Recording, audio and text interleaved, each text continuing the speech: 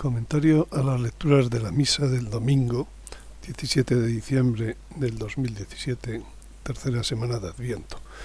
Comentario desde el punto de vista o una orientación escatológica. Bien, me voy a fijar en la segunda lectura del domingo tercero de Adviento. Estad siempre alegres, es el domingo de Gaudete, alegría. Y me voy a fijar dentro de esta lectura en esos versículos que están en azul. No apaguéis el espíritu, no despreciéis las profecías, examinadlo todo, quedaos con lo bueno. Bien, no despreciéis las profecías. Entonces, fíjense si las profecías son importantes, que el testimonio de Jesús, dice el Apocalipsis, que es el espíritu de profecía. El Apocalipsis, que es un libro profético, dice nuestro Señor que bienaventurado el que guarda las palabras de la profecía de este libro. Claro, entiendo que es bienaventurado el que guarda la profecía. El género profético ocupa casi la mitad, depende del modo de verlo, pero casi la mitad de toda la Sagrada Escritura. Por tanto, bienaventurado el que lo guarda.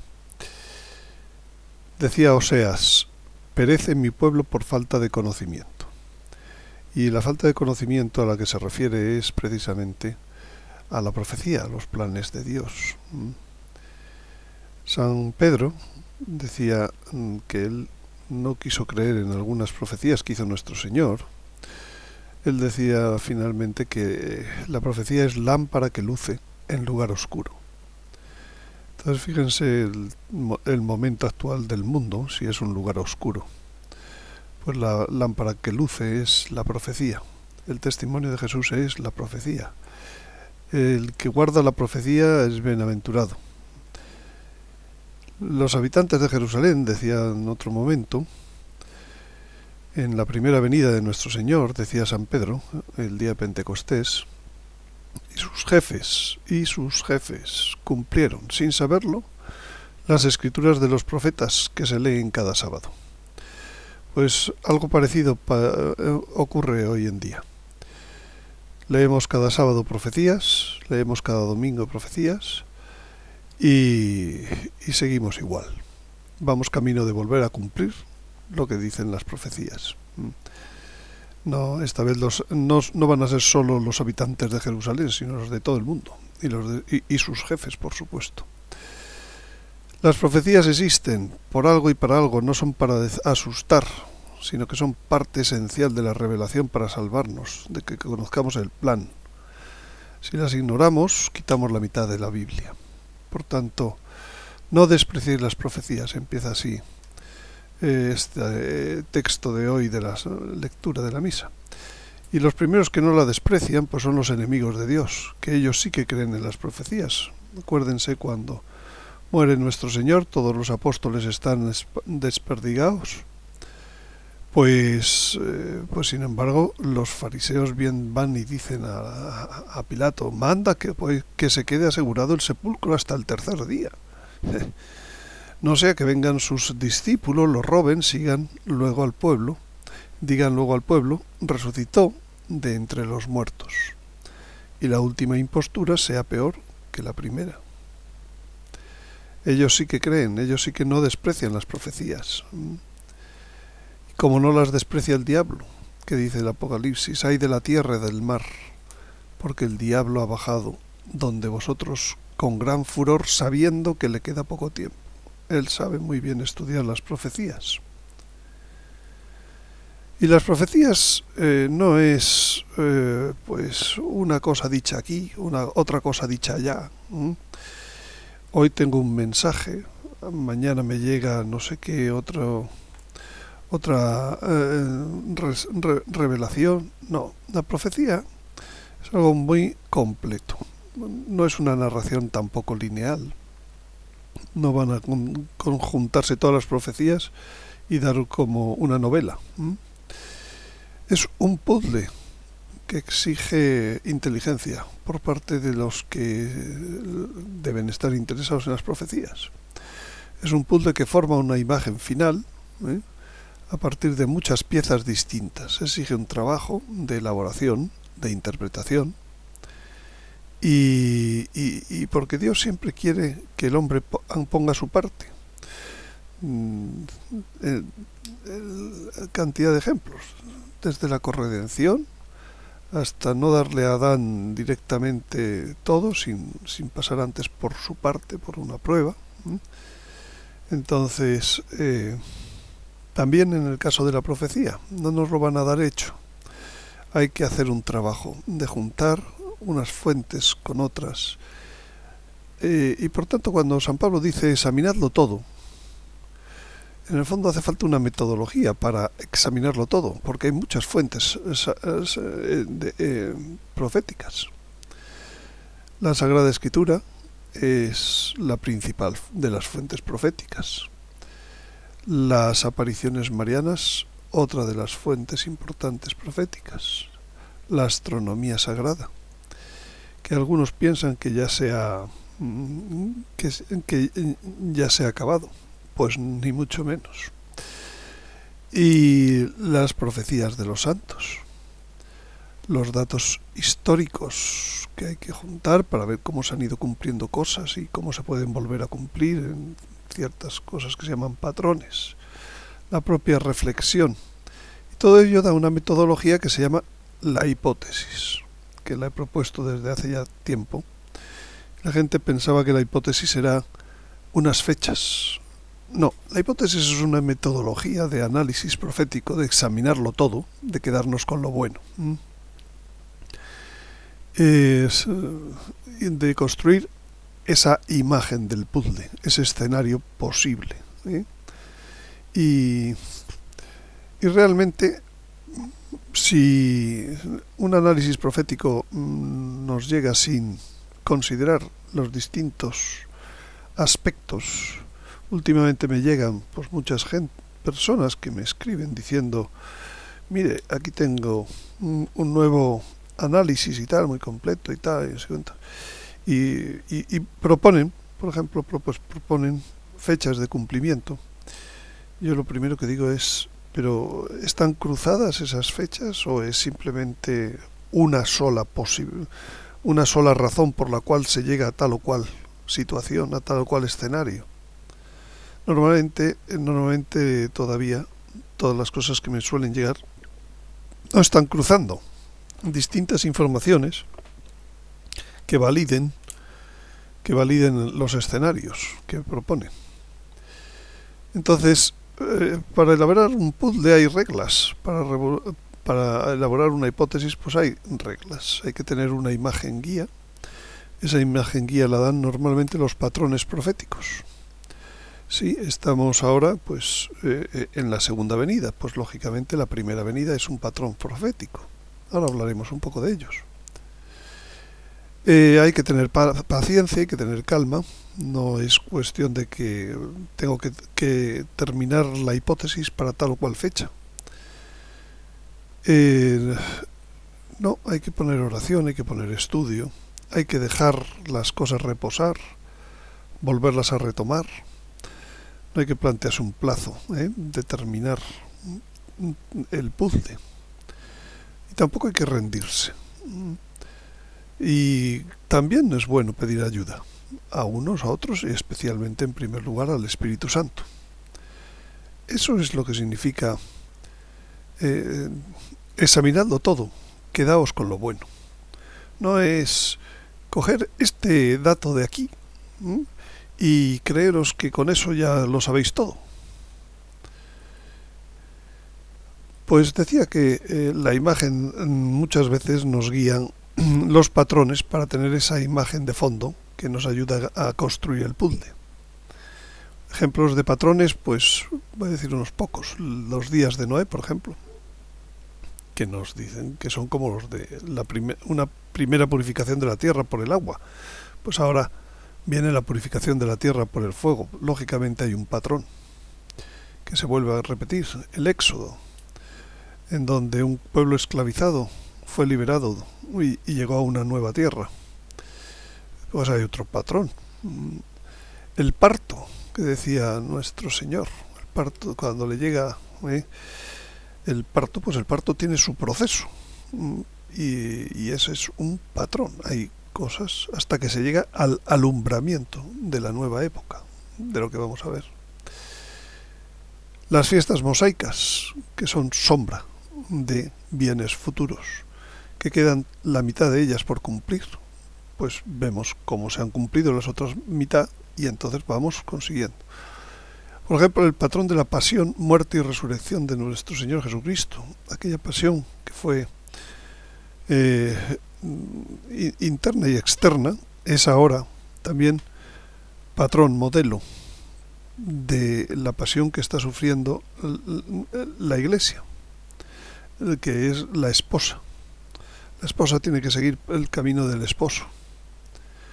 O el patrón de los enviados por delante a anunciar el reino. El Señor manda 2 veces, una 12 y otra 72. Pues eso es un patrón también de otros apóstoles de los últimos tiempos. La destrucción del templo, que saben que ha ocurrido varias veces en la historia. Y ahora está dicho pues que va a volver a ocurrir, pues hay un patrón. Y hay patrones en las estrellas, en las señales que habrá en las estrellas, como el patrón de la Inmaculada, en la conjunción Venus-Sol, que es una de las que se van a volver a dar estas Navidades, o en la señal de Belén, que luego hay otra señal semejante, que es la de las primicias. Hay patrones diversos. Los patrones ayudan mucho a centrar ese análisis, verlo todo y quedarse con lo bueno. Lo que no encaja con el patrón, pues probablemente no es lo bueno. Y también hay que analizar las señales. Y dentro de las señales, no ser ignorante de pensar que las señales son todas a futuro, que no se han cumplido. No. Hay señales escatológicas de la venida del Señor que ya se han cumplido. Principalmente 2.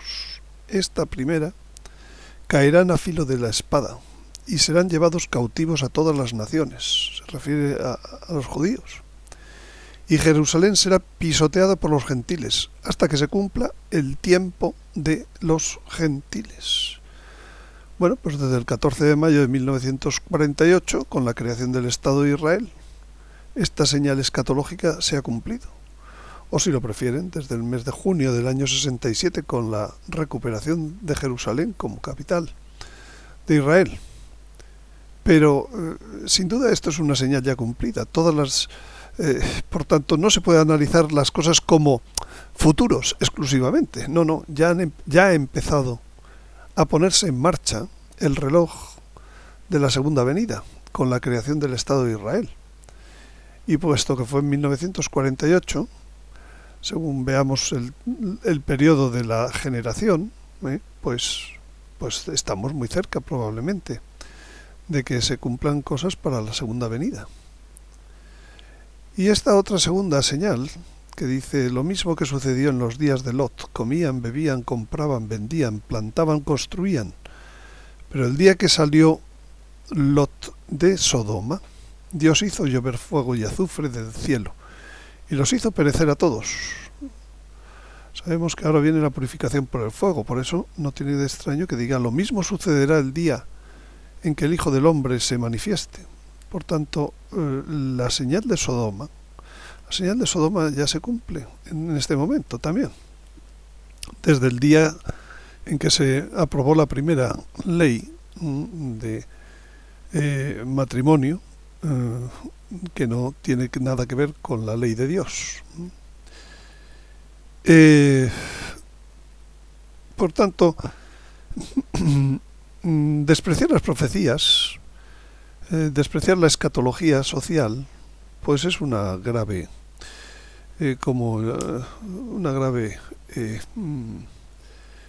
imprudencia. Pero es que además lo malo es que está profetizado ese desinterés por la escatología. Dice San Pedro: antes de que nada habéis de saber que en los últimos días aparecerán individuos entregados a sus malas pasiones, que se burlarán de la verdad del Evangelio Y dirán, ¿dónde está la promesa de su advenimiento? Si no va a venir nunca. Porque desde el día en que los padres murieron, todas las cosas permanecen como desde el principio de la creación. Y nos hacen creer que los momentos actuales son como los anteriores, que siempre ha habido terremotos. Digo yo, sí, terremotos habrá habido. Pero el aborto y el divorcio mundiales, no. Y otras muchas cosas que estamos viendo, signos de estos tiempos. El primero, el que acabo de decir, la señal escatológica ya cumplida. Y las señales no pueden aislarse de entonces el resto de las señales de una proximidad de hechos escatológicos. Ya no es lo mismo la guerra de los 30 años que las guerras actuales, porque las guerras actuales se están dando después de el comienzo de la señal escatológica de la segunda venida. Me refiero pues a la creación del Estado de Israel. Por tanto, si ahora se da una guerra, pues ya estamos en los rumores de guerra y en las guerras que nuestro Señor dijo que precederían a su venida. O las situaciones espirituales, los falsos profetas, la apostasía actual. No es una apostasía como la de la Revolución Francesa. No es una apostasía como la de Lutero. La apostasía actual ya ocurre después de la señal escatológica. Por tanto, debe ser interpretada como una apostasía que marca la venida de nuestro Señor directamente. Y claro, pues el mejor modo para decir que no estudiamos, que no nos interesa, que despreciamos las profecías, es decir, que nadie sabe de ese día y de esa hora, ni siquiera los ángeles de los cielos, ni el Hijo, sino solo el Padre. Utilizar la propia Sagrada Escritura para justificar la ignorancia, la falta de estudio profético. Exactamente eso es lo que pasó en la primera venida. Tenían todas las profecías, llegó nuestro Señor y las cumplieron. ¿Por qué? Por ignorancia. Las leían cada sábado. Y sin embargo, las cumplieron. Pues ahora lo mismo. La ignorancia se basa en que nadie sabe el día. Y olvidan esta otra frase, que también está en la Sagrada Escritura. Si no estás en vela, vendré como ladrón. Y no sabrás a qué hora vendré sobre ti. Y no saben que el diablo está estudiando muy bien las profecías y ya sabe que le queda poco tiempo. Entonces, si se está en vela, si no se está en vela, vendrá como ladrón. Si se está en vela, sí sabrás a qué hora vendrás. Dios no va a darle ventaja al diablo para la batalla final, somos nosotros los que no estudiamos las profecías y las señales de su venida. El diablo bien las ha estudiado y él sabe que le queda poco tiempo.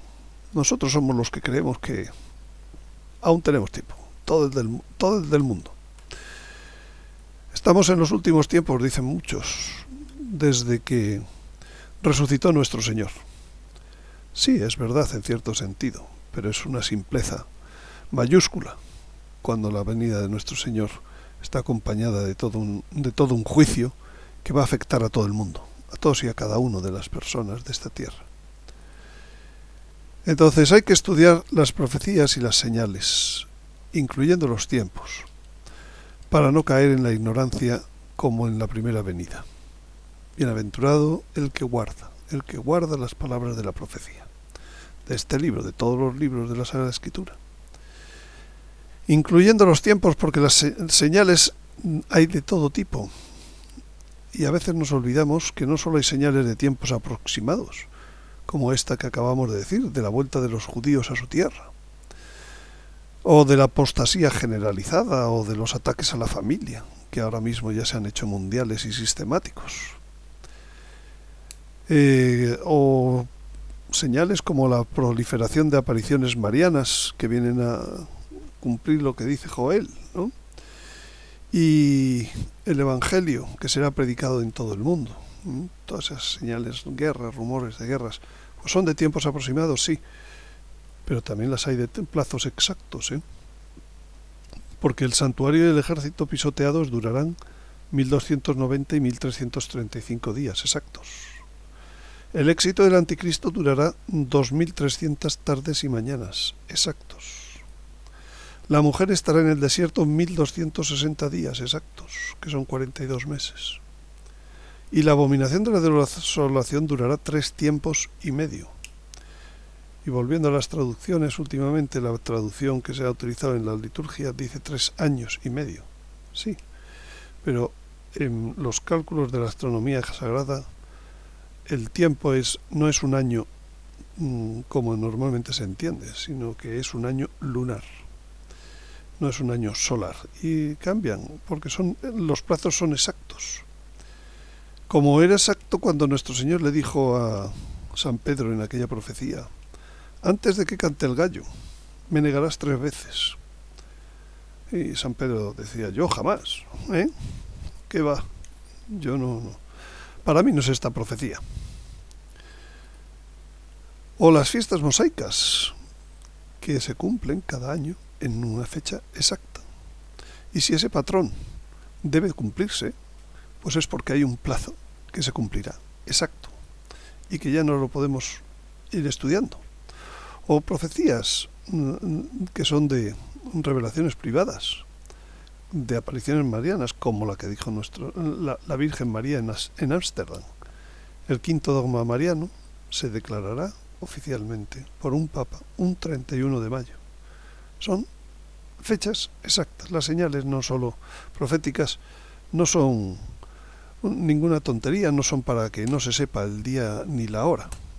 En cierto sentido, la venida de nuestro Señor no es exclusivamente un hecho aislado que ocurrirá un día sin que tenga antecedentes ni consecuentes, ¿no? Los patrones proféticos, los plazos de Daniel, los plazos del Apocalipsis sitúan las cosas con que los hechos habrá una serie de hechos que rodeen, que marquen esa venida de nuestro Señor.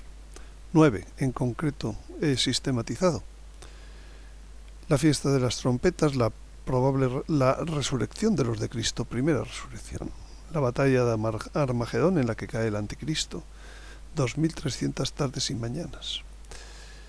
Por cierto, las fiestas de las trompetas, pues es una fiesta que se da en otoño, ya llegando al otoño. La marcha de la mujer es otro de los hechos. La fiesta de la expiación, que también se da en otoño. Por tanto, 3 tiempos y medio antes, que se deben dar otras cosas, pues no serán en otoño, serán en primavera. Sean tal o cual año, da igual, se sabe cuándo será la época del año en que se dará. La fiesta de tabernáculos, que será la transformación y la nueva creación, pues también tiene su momento en el año, en otoño, en el mes de Tirri. Exacto. Por tanto, los plazos, 2300 tardes, 1260 días, etcétera, que concluyen en esos momentos, pues son de otra época del año. La conversión de los judíos se dará también enmarcando esa venida del Señor. En la fiesta de la dedicación se hará el nuevo templo. Haced esto en memoria mía, hasta que yo vuelva. Cuando vuelva, habrá que restaurar lo que se ha destruido la abominación. El juicio de las naciones también tendrá su momento.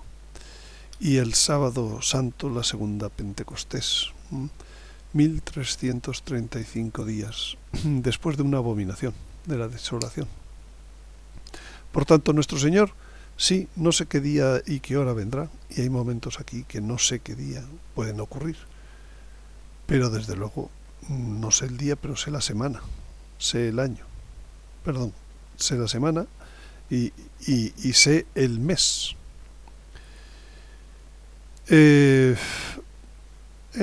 Finalmente la profecía da optimismo y da esperanza. Saber todas estas cosas solo ayudan a tener una luz para orientarse en momentos difíciles. Y cuando estas cosas comenzaren a suceder, dice nuestro Señor, cobrad ánimo, levantad vuestras cabezas, porque se acerca vuestra liberación.